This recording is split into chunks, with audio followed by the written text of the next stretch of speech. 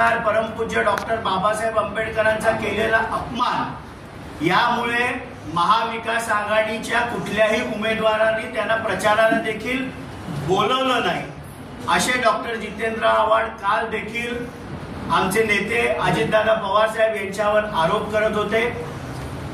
मंगळवारी त्यांचा स्वीय सहाय्यक अभिजित पवार याचा जो मुंबईला माननीय अजितदादा पवार साहेबांच्या शुभ हस्ते प्रवेश झाला आणि पलटूराम प्रमाणे काल पुन्हा तो राष्ट्रवादी काँग्रेस पार्टी शरदचंद्र पवार गटामध्ये पुन्हा गेला।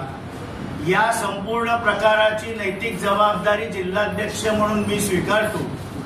यामध्ये आम्ही म्हणजे मी आणि नजीब मुल्ला यांनी माननीय अजितदादा पवार साहेबांची वेळ घेतली होती।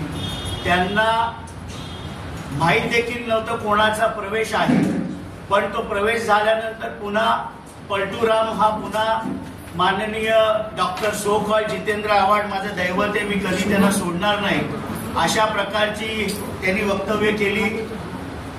गेले 15-20 दिवस माझा तरुण सहकारी वीरू वाघमारे याच्या तो संपर्कात होता। शेवटच्या 3 दिवसामध्ये अगदी शनिवार रविवार सोमवारी काय घडलं हे सविस्तररित्या वीरू वाघमारे आपल्याशी संवाद साधून सांगेल।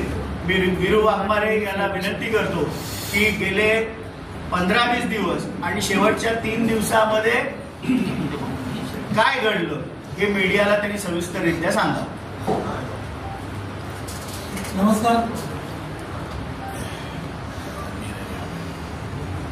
दिनांक 24 जानेवारी रोजी अभिजित पवारचा मला फोन आला, हे फोन रेकॉर्ड आहे की मला भाईंशी भेटव, मला इथे खूप त्रास होत आहे, मला भाईंकडे यायचंय। नजीब भाईंनी मी ऑफिसमध्ये मला काही नसताना नजीब भाईंनी मला पहिल्यांदा माझ्या राजकीय जीवनाची सुरुवात नजीब मुल्ला साहेबांमुळे झाली। त्यांनी पहिल्यांदा मला 10,000 रुपये पगार देऊन मला माझ्या खाण्याचा बंदोबस्त केला। मी त्यांना कधी विसरणार नाही। मला त्यांच्याशी भेटायचंय, मला इथे खूप त्रास होत आहे, मला इथून निघायचंय। तर लोक काय झालं बाबा, काय म्हणजे असं का बोलते तू? अरे होतं साहेबांसाठी एवढं करून आम्ही एवढ्या केसेस अंगावर घेतल्या, आम्ही एवढे साहेबांसाठी मारामाऱ्या केल्या, आम्ही एवढे दिवस बाहेर फिरलो, तडीपारे घेतल्या, पण आता साहेबांना त्याचा पुतण्या की भाचा जय गर्जे याच्याशिवाय दुसरं कोण दिसत नाही। जय गर्जेने माझ्याकडे म्हणजे अभिजितकडे, ठीक आहे, जय गर्जेने माझ्याकडे एक मला मोठं टेंडर मिळालं, त्याच्यामध्ये 10 करोड रुपये मागितले की मला 10 करोड रुपये द्या, नाहीतर ते टेंडर तू आव्हाड साहेबांच्या नावावरती घेतलं, मला 10 करोड रुपये दिले पाहिजे। तेव्हा मी पण त्याच्या पुढे एक पूर्ण खर्च मांडला की 4 करोड रुपये हे मी इलेक्शन मध्ये माझ्या स्वतःच्या खिशातून मी खर्च केले, त्याच्यामुळे मी देऊ शकत नाही। परंतु याच्यावरती आव्हाड साहेबांना बोलल्यानंतर आव्हाड साहेब काय बोलत नाहीत। त्यानंतर बोगद्याचं काम पण त्यालाच भेटतंय आणि सगळे कामं त्यालाच जर देत असतील, त्याच्यानंतर तिकडे विटाव्याला कुठली कंपनी येते त्या कंपनीत इंडा त्या कंपनीच्या पण खड्ड्याचं काम त्यालाच दिले। सगळे कामं जर त्या आता कुठून हा आला नवीन, आजपर्यंत जेव्हा केसेस घ्यायच्या असतात, जेव्हा मारामारी करायच्या असतात, जेव्हा आम्ही आमचे पोरं बाळ सोडून जातो तेव्हा आमच्याकडे कोण जात नाही, आमच्याकडे कोण तेव्हा हे दिसत नाही। आता कामाच्या वेळेला कमवायच्या वेळेस हे लोक दिसत आहेत। त्याच्यामुळे आता मी मोठा झालोय, मी माझे कामं घेऊ शकतो, माझी कंपनी मोठी झाली।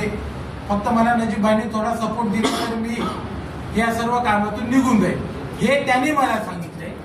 आणि या सांगितल्याच्या नंतर त्याच्या बोलण्यावरून मी नजीबभाईशी त्याची भेट घडवून दिली।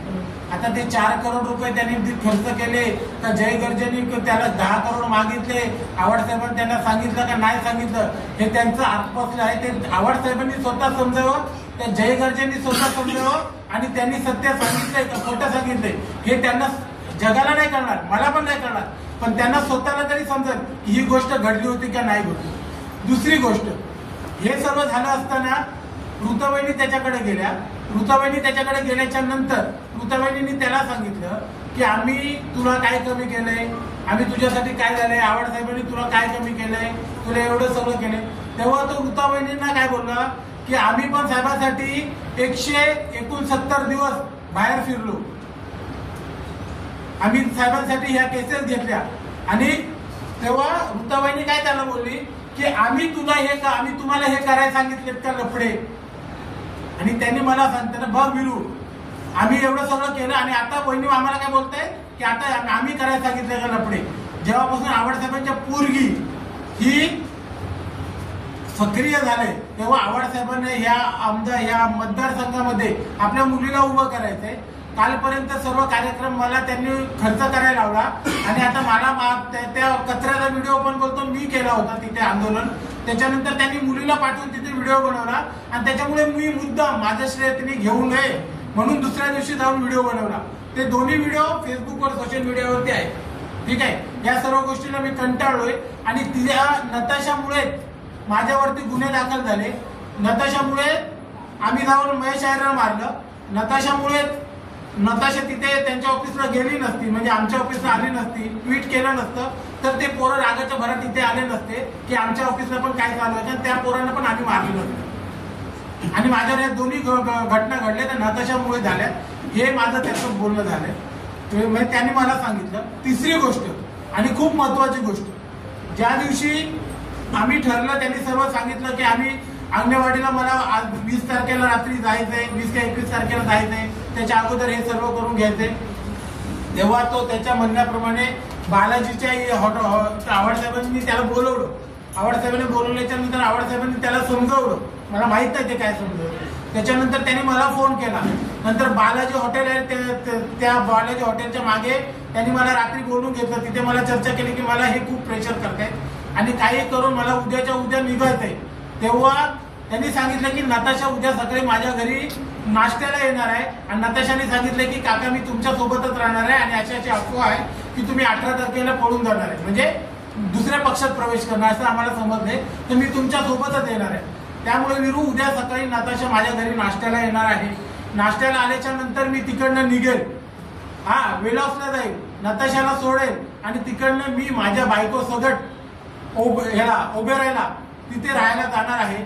एक रात्र तिथे राहणार आहे आणि त्याच्यासोबत माझ्यासोबत वाणी पण येणार आहे आणि वाणीचा तुझा पण मी रूम तिथे बुक करतो. हे अभिजित पवार यांनी त्याच्या पैशाने रूम बुक करून ओबेरायचा, याची डिटेल्स पोलिसांनी काढावी, याची डिटेल्स पत्रकारांनी काढावी, हे सर्वांना मी शेअर करतो. ही रूमचे पैसे कोणी पेड केलेत, हा रूम बुक कोणी केला, याची डिटेल्स पोलिसांनी काढावी. ही ती पावती आहे. जे ओबेरायमध्ये 20,000 रुपये रूम 18,000 काय 18,500 रुपयाची रूम बुक केली. त्याच्यानंतर त्या रात्री आव्हाडसाहेब त्याला कंटिन्यू फोन करत होते. त्या रात्री तो त्याच्या बायकोसोबत राहिला. आम्ही ह्या रूम मध्ये राहिलो ट्रायडंट मध्ये, तो ओबेरायमध्ये राहिला. त्याच्यानंतर दुसऱ्या दिवशी सकाळी त्याने त्याच्या बायकोला त्याच्या गाडीने पाठवून दिलं घरी. त्याच्यानंतर दुसऱ्या दिवशी दुपारी 3-3:30 वाजता त्यांनी ताजमध्ये रूम बुक केले. ताजमध्ये त्यांनी 2 रूम बुक केले.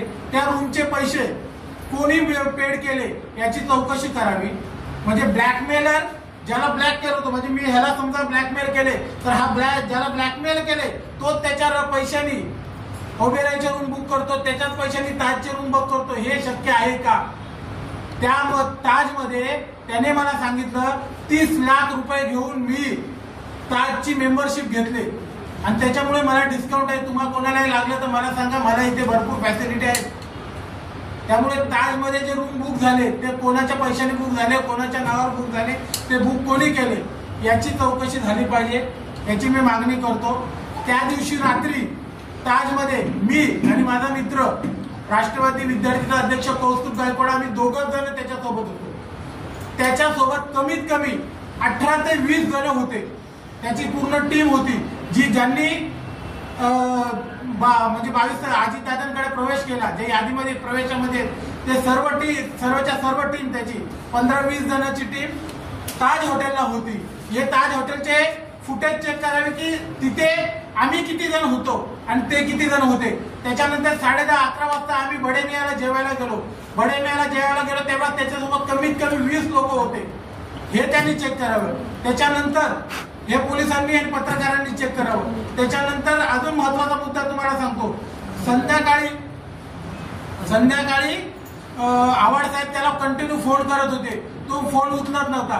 हे तुम्हाला मला माहित नाही, पण आव्हाडसाहेबांनी अशा सापाला समजावं की आम्ही मी जी गोष्ट आव्हाड साहेबांनी त्याच्यामधली आहे ही आम्हाला कशी समजली, आम्हाला कोणी सांगेल, कारण हे माझ्या डोळ्यासमोर सांगेल, कळलं का? आम्ही ते नाहीये ते राहत इंदुरीकर माझे आहे की तसं आम्ही दोघले नाहीये. आव्हाड साहेब त्याला कंटिन्यू जेव्हा फोन करत होते ना, की आव्हाड साहेबांनी त्याला फोन केला, तो स्पीकरवर टाकून ते सर्व मजा करत होते की आव्हाड साहेबांचा फोन आला, आव्हाड साहेब त्याला बोले तू कुठे, तर मी इकडे असा साहेब येतोय. त्यांनी आव्हाड साहेबांनी त्याला सांगितलं की तू आत्ताच्या आत्ता फेसबुकवरती पोस्ट टाकायची की मी शरदचंद्र पवार साहेबांना सोडून कुठेही जाणार नाही. त्यांनी सांगितलं हो साहेब टाकतो, हो साहेब आता टाकतो. त्याच्यानंतर 2 मिनिटांनी 3 मिनिटांनी आव्हाड साहेबांनी दुसऱ्यांदा फोन केला, अरे तू फेसबुकवर पोस्ट टाकले नाही, अरे साहेब टाकतो, तो कोणतरी माझा फेसबुक हँडल करतोय तो नाहीये, मी टाकतो. त्याच्यानंतर आव्हाड साहेबांनी तिसऱ्यांदा फोन केला की काय झालं फेसबुकवर पोस्ट का नाही टाकली. तेव्हा त्याने त्या कुठल्या तरी त्या माणसाला सांगितलं, त्याचा फेसबुक हँडल करणाऱ्याला, त्याने फेसबुकवर पोस्ट टाकली, तुम्ही ती पोस्ट चेक करू शकता. त्या पेस्ट मध्ये टाकलं की मी शरदचंद्र पवार साहेबांना सोडून कुठे जाणार नाही, आणि ती पोस्ट फक्त 5 ते 6 लोकांना दिसेल अशी फेसबुक मध्ये सेटिंग केली आणि ती पोस्ट टाकली. त्याच्यानंतर 10 मिनिटांनी आव्हाड साहेबांचा त्याला पुन्हा फोन आला की तू ती पोस्ट इंस्टाग्रामवर का नाही टाकली. तेव्हा ह्याच्या तोंडचे वाक्य होते, आता किती वेळा फोन करतोय, आता किती फाटली. कोणाचं काय फाटतं हे आव्हाड साहेबांनी विचारावं, आणि आव्हाड साहेबांनी ह्याला एवढ्या वेळा फोन केलाय का नाही हे आव्हाड साहेबांना स्वतःला माहिती आहे. त्यांनी जगात जाहीर करू नये बघू, त्यांच्या मनाला विचारावं की हे सत्य मी केलं होतं का नाही. कारण की त्याच्यानंतर साहेबांनी त्याला जेव्हा इंस्टाग्रामवरती पोस्ट टाकायला लावली की मी शरदचंद्र पवार साहेबांना सोडून कुठे जाणार नाही, तेव्हा इंस्टाग्रामवरती म्हणजे ते हाईड करता येत नाही. फेसबुकवर हाईड करता येते, इंस्टाग्रामवर हाईड करता येत नाही, म्हणजे लिमिटेड लोकांना दिसावी ती पोस्ट, असं करता येत नाही. त्याच्यामुळे त्याने इंस्टाग्रामवर जेव्हा टाकायला लावली तेव्हा मी उद्याला अजितदादा गटामध्ये नजीम मुल्लांच्या नेतृत्वावर प्रवेश करणार आहे, आणि जर मी ही पोस्ट टाकली आणि ही पोस्ट जर सर्व लोकांमध्ये व्हायरल झाली तर आव्हाड साहेब ही पोस्ट घेऊन माझी बदनामी करू शकतात की मी शरदचंद्र पवार साहेबांना सोडून कुठे जाणार नाही असं म्हणणारा अभिजित पवार हा दुसऱ्या दिवशी सकाळी शरदचंद्र पवार साहेबांच्या गटात गेला आणि माझी बदनामी होईल. याच्यामुळे त्याने इंस्टाग्रामवरची पोस्ट टाकलीच नाही आणि फोन स्विच ऑफ केला. हे आव्हाड साहेबांना विचारावं, हे त्यांनी फेसबुकवर पोस्ट टाकले का नाही टाकले हे सर्वांनी चेक करावं, हे पोलिसांनी चेक करावं, हे पत्रकारांनी चेक करावं. फेसबुकवर टाकलेली पोस्ट फक्त 5-6 जणांना दिसली पाहिजे, हे सर्वांनी चेक करावं. म्हणजे मी जे बोलतोय याच्यामध्ये किती तथ्य. त्याच्यानंतर सकाळी 5 वाजता आव्हाड साहेब सुप्रियाताईंसोबत मस्सा चौकला जाणार होते संतोष देशमुखच्या घरी हेलिकॉप्टरने. त्या हेलिकॉप्टरमध्ये अभिजित पवारची बुकिंग होती का नाही ते विचारावं. त्याने मला सर्व सांगितलं की मी जाणार आहे, पण हे लोक बघा आता कसे रातभर टेन्शन मध्ये असतील साहेब, आणि फक्त ना सकाळी 5 वाजता साहेब गेले की मी मोकळा झालो, म्हणून याने फोन बंद केला. सकाळी 5 वाजता आव्हाड साहेब गेले. त्याच्यानंतर सुप्रियाताई त्याला कंटिन्यू फोन, त्या सुप्रियाताईचे त्याला 2 मिस कॉल अलर्ट आहेत. त्याने फोन बंद केल्याच्या नंतर त्यांनी सांगितलं की सुप्रियाताई मला फोन करते, मला 2 मिस कॉल अलर्ट आहेत. हे सुप्रियाताईंनी मी जे बोलतोय हे खरं आहे का खोटं आहे हे त्यांनी विचार करावा. तिसरी गोष्ट, आव्हाड साहेब तिकडून फोन करत असताना ते दुसऱ्या दिवशी फोन बंद केला असताना ह्याच्या घरी कंटिन्यू विचारणा केली जात होती की अभिजित कुठे आहे ह्याच्या बायकोला. तेव्हा ह्याची बायको सातत्याने या सर्वांना खोटं बोलत होती की अभिजित लोणावळ्याला आहे, अभिजित इकडं आहे, अभिजित झोपलाय, अभिजितचं डोकं दुखतंय, तो उठला की सांगते. आणि अभिजित हा माझ्यासोबत ताज हॉटेलमध्ये होता, त्याच्या पैशाने होता, त्याच्या मर्जीने होता. आता तुम्हाला मी अजून काही गोष्टी सांगतो. त्यांनी काल जेव्हा प्रेस कॉन्फरन्स घेतली तेव्हा त्यांनी काही गोष्टी सांगितल्या की 21 तारखेला माझ्यावरती प्रेशर करण्यात आलं, 21 तारखेला काही लोक माझ्या घरी पाठवण्यात आली, बरोबर आहे. मी मागणी करतो 21 तारखेला त्याच्या घरी कोण लोक पाठवण्यात आली तो मोठ्या उच्चभ्रू सोसायटीत राहतो, बरोबर आहे. त्या सोसायटीमध्ये सीसीटीव्ही फुटेज आहेत. महाराष्ट्रातील प्रत्येक विषयावरती आपला आवाज उठवणारा नेता आव्हाड साहेब त्यांच्याकडे, बरोबर आहे. प्रत्येक विषयावरती कोणाचं चांगलं असं वाईट असो, पण आव्हाड साहेब त्याच्यात बोललेच पाहिजे. त्या आव्हाड साहेब त्याच्याकडे, मग त्याच्या घरी जर कोण प्रेशर करायला गेलं तर ती गोष्ट आव्हाड साहेबांना त्याने का नाही सांगितली. जर तो तिथे त्याच्या घरी कोण प्रेशर करायला घरी गेले तर तिथले फुटेज त्यांनी पोलिसांना द्यावे, पत्रकारांना द्यावे आणि त्या गोष्टीची सखोल चौकशी करावी. दुसरी गोष्ट, तो काय बोलला पत्रकार परिषद मध्ये, मला ईडीची धमकी देण्यात येते, मला इन्कम टॅक्सची धमकी देण्यात येते. अहो तुम्ही मला पण 25-30 वर्षापासून माझा आयुष्य ठाण्यात गेलं. आज पण मी झोपडपट्टीत चाळीत राहतो. मागच्या 10-5 वर्षापूर्वी त्याच्याकडे स्लीपरवर फिरायचा, हे सगळ्या ठाणेकरांना माहिती आहे. सिगरेट प्यायला पैसे नव्हते, आज तो 5-10 हजार रुपयावाले लाइटिंग सिगरेट पितो. हे काय आहे? आज ईडीची धमकी कोणाला दिली जाते? तुमची एवढे पत्रकार आहेत, तुम्हाला कोणी धमकी दिली का? मला कोणी धमकी दिली का? हे खासदार होते, यांना कोणी धमकी दिली का? हा, धमकी ईडीची देणार, ईडीची धमकी देणार किंवा ईडी जेव्हा कारवाई करते तेव्हा ईडीने कारवाई किंवा चौकशी करते तेव्हा त्यांना काही तथ्य दिसतं म्हणून करते. येड्या गवाळ्याला ईडीची चौकशी नाही होत, धमकी नाही होत. आज तुम्ही त्याचे कपडे 1.5-2 लाखाच्या पॅन्टी घालतो, हे कुठून येतात? त्याची चौकशी हे समजणे न समजणे कोण येडे आहे का? त्याची चौकशी का झाली पाहिजे, त्याची पण चौकशी झाली पाहिजे. तिसरी गोष्ट सांगतो, त्यांनी त्याच्यामध्ये सांगितले काही लोकांचे स्टेटमेंट नोंद झाले, बरोबर आहे. त्या स्टेटमेंट जे नोंद झाले ते कोणाचे स्टेटमेंट नोंद झाले, काय झाले ते सर्व डिक्लेअर करावं. आणि त्याने आमच्या नेत्यांना नजीब मुल्ला साहेबांना